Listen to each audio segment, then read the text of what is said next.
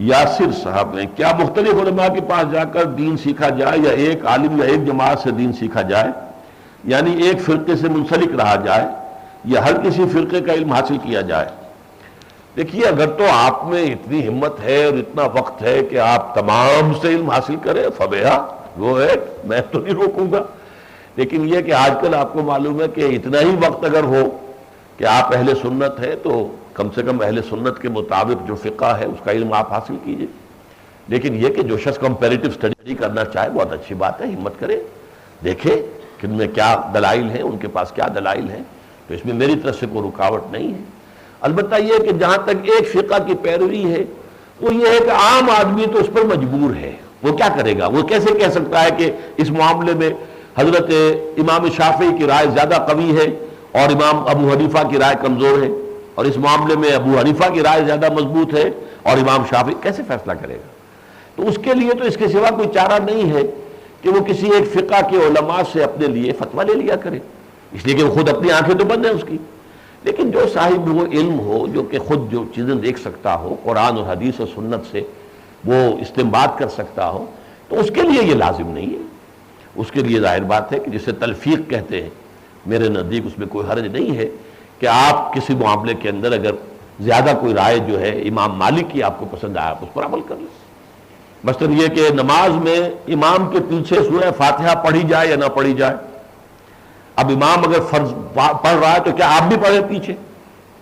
تو ایک تو ہے جہری، ایک ہے سری. سری میں بھی پڑھی جائے کہ نہ پڑھی جائے، جہری میں بھی پڑھی جائے کہ نہ پڑھی جائے. اب اس میں ایک موقف امام ابو حنیفہ کا ہے کہ ہر حالت میں نہیں پڑھنی. امام کے پیچھے آپ ہیں تو چاہے امام زور سے پڑھ رہا ہے چاہے خاموش، آپ کو خاموش کھڑے رہنا ہے، آپ نے نہیں پڑھنی. اب یہ ایک انتہائی رائے ہے. امام شافعی کی رائے ہے کہ ہر حالت میں پڑھنی ہے. امام بلند آواز سے پڑھ رہا ہو تب بھی آپ کو پڑھنی ہے.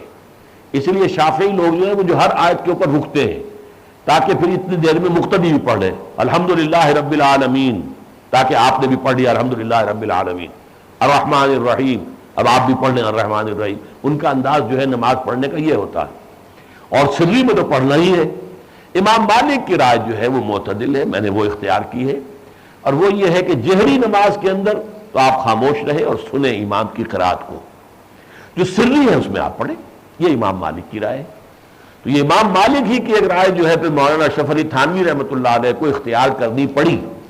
حالانکہ ہمارے ہاں کے حنفی دیوبندی ہوں چاہے بریلوی ہوں وہ اس معاملے میں بہت کٹر ہیں کہ حنفی فقہ سے باہر نہیں نکلنا. لیکن یہ کہ ایک معاملے میں انہیں نکلنا پڑا ہے مجبوراً، اس لیے کہ حنفی فقہ کا ایک مسئلہ یہ ہے کہ اگر کسی عورت کا خاوند گم ہو جائے، کہیں سفر پر گیا تھا باہر، اب اس کی کوئی خبر نہیں، مر گیا ہے زندہ ہے کیا ہوا ہے کچھ پتہ ہی نہیں. اب یہ کتنے عرصے تک انتظار کرے کہ دوسری شادی نہ کرے؟ 10 سال کرے انتظار، 20 سال کرے، کتنے عرصے انتظار کرے؟ اب یہ تو ایسی ہے کہ نہ شوہر والی ہے نہ بغیر شوہر کے، تو وہ اس کے قید نکاح میں کب تک رہے گی جبکہ وہ اس کا شوہر گم ہو گیا، کوئی اطلاع نہیں اس کے بارے میں. اگر تو یہ معلوم مر گیا تو ٹھیک ہے بیوہ ہو گئی، بیوہ کی عدت پوری کرے اور پھر اس کے بعد شادی کر سکتی ہے. اگر معلوم ہو کہ زندہ ہے کہیں جیل میں ہے، اچھا بھائی جیل میں ہے تو 4 سال بعد تو رہا ہوگا، 5 سال بعد تو رہا ہوگا، چلے وہ بیٹھی رہے انتظار کرے اپنے شوہر کا. پتہ ہی کچھ نہیں تو کیا کرے؟ اب فقہ حنفی میں یہ ہے کہ 90 برس تک انتظار کرے. اب بتائیے، یہاں آ کر مولانا اشرف علی تھانوی رحمۃ اللہ علیہ کو اب جانا پڑا فقہ مالکی کی طرف، اور یہ مسئلہ ان سے ادھار لیا ہے کہ 6 سال کا انتظار ہے. 6 سال تک اگر شوہر کی کوئی خبر نہیں ملتی تو گویا کہ اس عورت کا نکاح اب ختم ہو گیا اس شخص سے، اور وہ کوئی نکاح دوسرا کر سکتی. تو یہ مسئلہ فقہ مالکی کا فقہ حنفی میں شامل کرنا پڑا.